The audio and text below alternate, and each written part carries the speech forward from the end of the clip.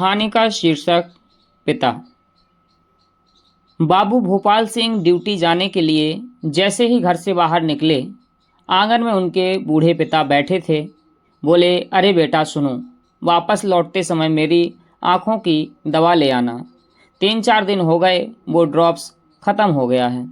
तब भोपाल सिंह गुस्से से बोले, पापा कितनी बार कहा है कि जाते समय टोका मत करो।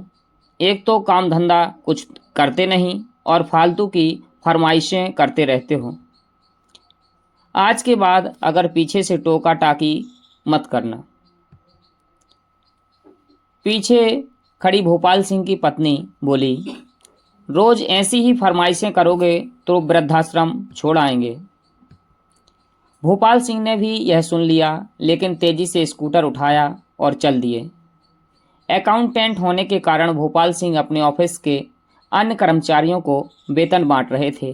तभी बड़े साहब ने आकर कहा, बड़े बाबू शाम को अपनी पत्नी के साथ मेरे घर आ जाना, कुछ काम है, और मेरा वेतन भी ले आना। मुझे ज़रूरी काम, इसलिए जल्दी जा रहा हूँ। भोपाल सिंह बोले, जी सर। शाम को भोपाल सिंह अपनी पत्नी के साथ साहब के घर पहुँचे। वहाँ बहुत चहल पहल थी। मालूम हुआ साहब के पिता का जन्मदिन मनाया जा रहा है। भोपाल सिंह को देखकर साहब ने आकर कहा, मेरा वेतन लाए क्या? भोपाल सिंह बोले, जी सर। साहब बोले, चलो मेरे पिताजी के हाथ में दे दो।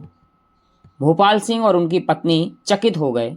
उन्होंने नोटों की गड्डी साहब के पिता के हाथ पर रख दी।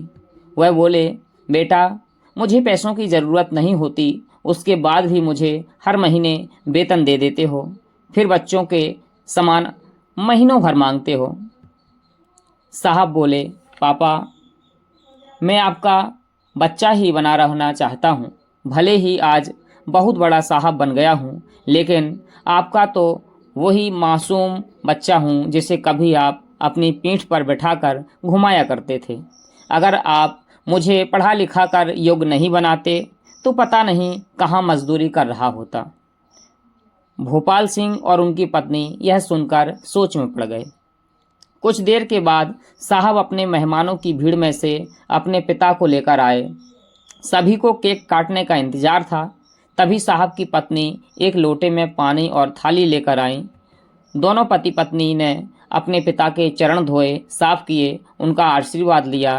केक काटने के बाद उपस्थित लोगों ने तालियां बजाईं, आनंद व्यक्त किया, भोजन किया और अपने अपने घर गए। भोपाल सिंह जब अपनी पत्नी के साथ घर वापस आए तब रात्रि के 10 बज चुके थे, अतः सोने चले गए। सुबह नाश्ते के समय भोपाल सिंह ने अपने बच्चों से पूछा, दादाजी सोकर उठे या नहीं? जाओ उनको यहाँ बुला लाओ। आज से वह भी हमारे साथ ही नाश्ता और भोजन किया करेंगे। एक बच्चा गया और तत्काल ही वापस आ गया। बोला, पापा वह अपने कमरे में नहीं है। भोपाल सिंह दौड़कर उनके कमरे में गए।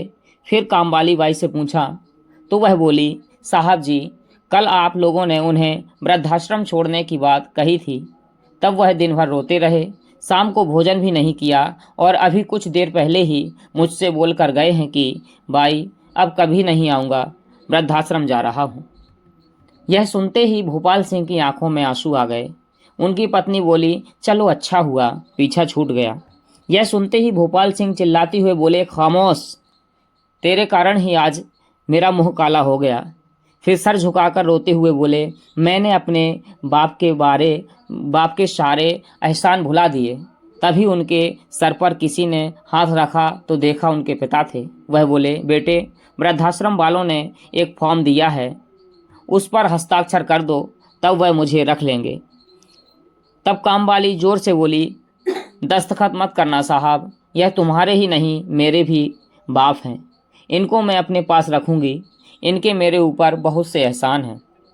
तब भोपाल सिंह बोले, बाई ऐसा ना बोलो, चाहे 50 जूते लगा दो, मुझसे बहुत सी भूलें हुई, मैंने अपने पिता में छुपे ईश्वर को नहीं पहचाना। उन्होंने मजदूरी करके मुझे पढ़ाया लिखाया, इंसान बनाया, और मैंने अपने आप को शैतान बना लिया। पापा जी मुझे माफ़ करना। और माफ़ी मांगना नहीं आता है, लेकिन मुझे पता है कि आपको माफ़ करना आता है। मुझे माफ़ कर दीजिए, कहकर वह अपने पिता के पैरों में गिर पड़े। कहानीकार धर्मराज देसराज जी, सीहोर मध्य प्रदेश से, और वचनकर्ता नितिन सिंह परमार, भारत, छतरपुर मध्य प्रदेश से। कहानी का शीर्षक पिता।